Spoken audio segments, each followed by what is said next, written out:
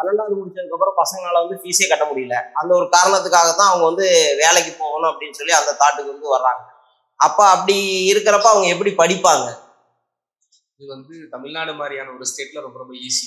ஏன்னா இங்க மொத்தம் 147க்கு அதிகமான ஆர்ட்ஸ் அண்ட் சயின்ஸ் காலேஜஸ் இருக்கு.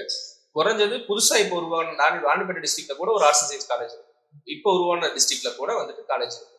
ஸோ அதனால அவங்களுக்கு காலேஜ் அக்சஸ் இல்லாமல் இருக்கிறதுக்கு சான்ஸ் இல்லை.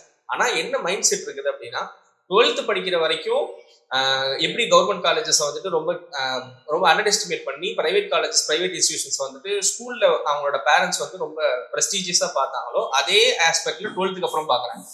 நீங்க அண்ணா யூனிவர்சிட்டி கவுன்சிலிங் தான் வந்து இன்ஜினியரிங்கான மெயின் கவுன்சிலிங். ஒரு எக்ஸாம்பிளுக்காக சொல்றேன். ஸோ அதுல போயிட்டு நீங்க ஃபர்ஸ்ட் செலக்ட் ஃபீல் ஆகிற காலேஜஸ் பாத்தீங்கன்னா கவர்மெண்ட் காலேஜஸ். கவர்மெண்ட் இன்ஜினியரிங் காலேஜஸ்ல 199 195க்கு மேல கட் ஆஃப் இருந்தா தான் கிடைக்கும். ஸோ 12th அப்புறம் அது அப்படி மாறுது. அதே சேம் சினாரியோ தான் ஆர்ட்ஸ் அண்ட் சயின்ஸ் காலேஜ்ல. நீங்க அங்க இருக்கக்கூடிய ஹிஸ்டரி டிபார்ட்மெண்ட் ப்ரொஃபசர் பிஹெச்டி படிச்சவரா இருப்பாரு. ஸோ அவ்வளோ ப்ரெஸ்டீஜியஸான நாலேஜ் கவர்மெண்ட் கொண்டு வந்து இந்த காலேஜஸ்ல வச்சிருக்கு. பட் நம்ம அதை அவாய்ட் பண்றோம். சரி, எனக்கு government arts and science college ரொம்ப ஈஸியான ஆப்ஷன், அது வேணான்னு சொல்றான் அப்படின்னா சென்ட்ரல் கவர்மெண்டோட 40க்கு அதிகமான என்ட்ரன்ஸ் எக்ஸாம்ஸ் இருக்கு. நீங்க சென்ட்ரல் இன்ஸ்டிடியூஷன்ஸ் தமிழ்நாடு ஃபுல்லா படிக்கிறதுக்கும் பிரைவேட் காலேஜஸ் நிறைய நடத்துறாங்க, யூனிவர்சிட்டிஸ் நடத்துறாங்க. அதோட என்ட்ரன்ஸ் எக்ஸாம் இருக்கு. குறிப்பா சொல்லணும் அப்படின்னா உங்களுக்கு பிட்சாட் அப்படின்னு ஒரு எக்ஸாம் இருக்கு, பிட்ஸ் பெலானிக் போறதுக்கு. அதே மாதிரி விஐடி ட்ரிபிள்னு விஐடி இன்ஸ்டிடியூஷன் வெள்ளூர்லயும் சென்னையில இருக்கு, அதுக்கான என்ட்ரன்ஸ் எக்ஸாம் இருக்கு.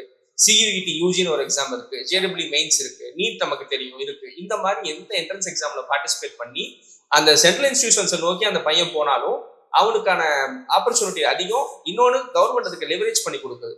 உதாரணமா சென்ட்ரல் யூனிவர்சிட்டிஸ்ல ஒரு பையன் பிளேஸ் ஆயிட்டான், ஐஐடி ஜேடபிள்யூ எழுதி மெயின்ஸ் அட்வான்ஸ் கிளியர் பண்ணி ஐஐடி மெட்ராஸ்ல அவனுக்கு சீட் கிடைச்சிட்டா அவனுக்கான டோட்டல் எக்ஸ்பென்ஸ் கவர்மெண்ட் எடுக்குது. இது ரெண்டாவது ஆப்ஷன்.